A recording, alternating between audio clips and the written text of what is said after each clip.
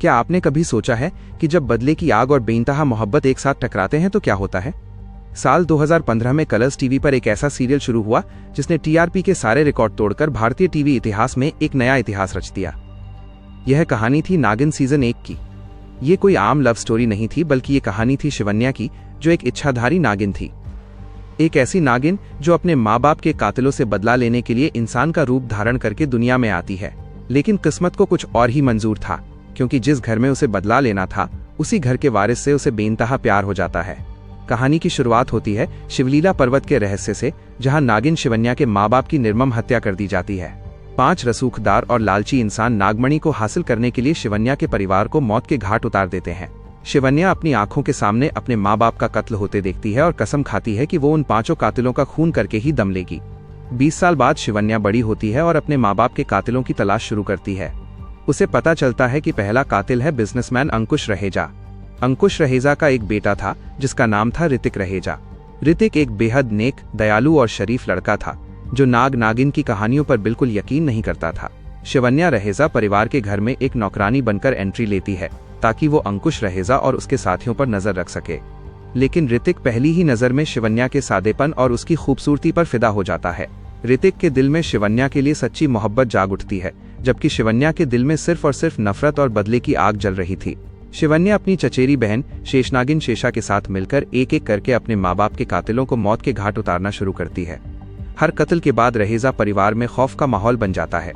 लेकिन कहानी में असली मोड़ तब आता है जब ऋतिक की शादी शिवन्या से तय हो जाती है। शिवन्या रहेजा खानदान की बहू बनकर उनके घर में कदम रखती है ताकि वो सीधे अंकुश रहेजा का खात्मा कर सके। शादी के बाद शिवन्या एक बहुत बड़ी धर्म संकट में फंस जाती है। एक तरफ उसके माँ बाप के खून का बदला था, तो दूसरी तरफ उसके पति ऋतिक का बेपनाह प्यार।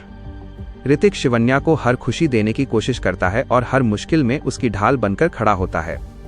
धीरे धीरे बदले की आग में जल रही शिवन्या का दिल पिघलने लगता है और वो भी मन ही मन ऋतिक से प्यार करने लगती है। लेकिन एक नागिन के लिए इंसान से प्यार करना सबसे बड़ा पाप माना जाता है, क्योंकि प्यार करने से नागिन की शक्तियां कम होने लगती हैं। जब शिवन्या की बहन शेषा देखती है कि शिवन्या ऋतिक के प्यार में पड़कर अपने बदले से भटक रही है, तो शेषा का गुस्सा 7वें आसमान पर पहुंच जाता है। शेषा शिवन्या को याद दिलाती है कि उनका असली मकसद क्या है। लेकिन जब शेषा खुद ऋतिक को करीब से देखती है तो शेषा के दिल में भी ऋतिक के लिए लालच और आकर्षण जाग उठती है। यहाँ से शुरू होता है 2 बहनों के बीच का खतरनाक खेल। शेषा ऋतिक को पाने के लिए किसी भी हद तक जाने को तैयार हो जाती है, यहाँ तक कि अपनी ही बहन शिवन्या को धोखा देने का प्लान बना लेती है। इसी बीच कहानी में सबसे बड़ा और चौंकाने वाला मोड़ सामने आता है।